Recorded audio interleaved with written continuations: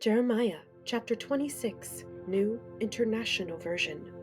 Early in the reign of Jehoiakim, son of Josiah, king of Judah, this word came from the Lord. This is what the Lord says: Stand in the courtyard of the Lord's house and speak to all the people of the towns of Judah who come to worship in the house of the Lord. Tell them everything I command you. Do not omit a word. Perhaps they will listen, and each will turn from their evil ways. Then I will relent and not inflict on them the disaster I was planning because of the evil they have done.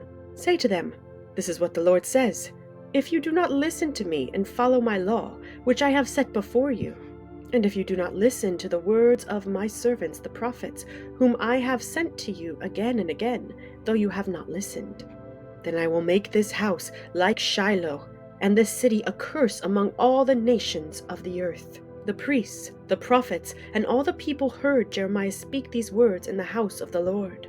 But as soon as Jeremiah finished telling all the people everything the Lord had commanded him to say, the priests, the prophets, and all the people seized him and said, You must die! Why do you prophesy in the Lord's name that this house will be like Shiloh, and this city will be desolate and deserted? And all the people crowded around Jeremiah in the house of the Lord. When the officials of Judah heard about these things, they went up from the royal palace to the house of the Lord and took their places at the entrance of the new gate of the Lord's house. Then the priests and the prophets said to the officials and all the people, This man should be sentenced to death because he has prophesied against this city. You have heard it with your own ears. Then Jeremiah said to all the officials and all the people, The Lord sent me to prophesy against this house and this city all the things you have heard. Now reform your ways and your actions and obey the Lord your God. Then the Lord will relent and not bring the disaster he has pronounced against you. As for me, I am in your hands. Do with me whatever you think is good and right. Be assured, however, that if you put me to death, you will bring the guilt of innocent blood on yourselves and on this city and on those who live in it. For in truth, the Lord has sent me to you to speak all these words in your hearing. Then the officials and all the people said to the priests and the prophets, This man should not be sentenced to death. He has spoken to us in the name of the Lord our God. Some of the elders of the land stepped forward and said to the entire assembly of people, Micah, son of Morsheth, prophesied in the days of Hezekiah, king of Judah.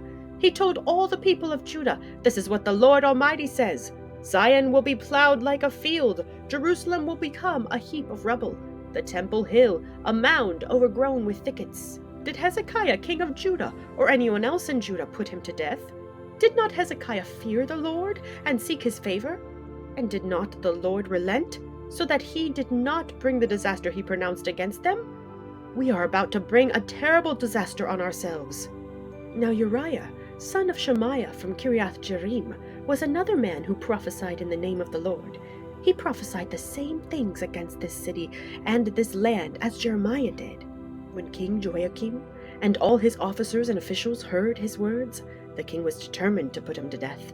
But Uriah heard of it and fled in fear to Egypt.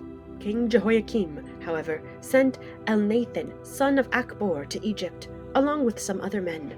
They brought Uriah out of Egypt and took him to King Jehoiakim, who had him struck down with a sword and his body thrown into the burial place of the common people. Furthermore, Ahikam, son of Shaphan, supported Jeremiah, and so he was not handed over to the people to be put to death.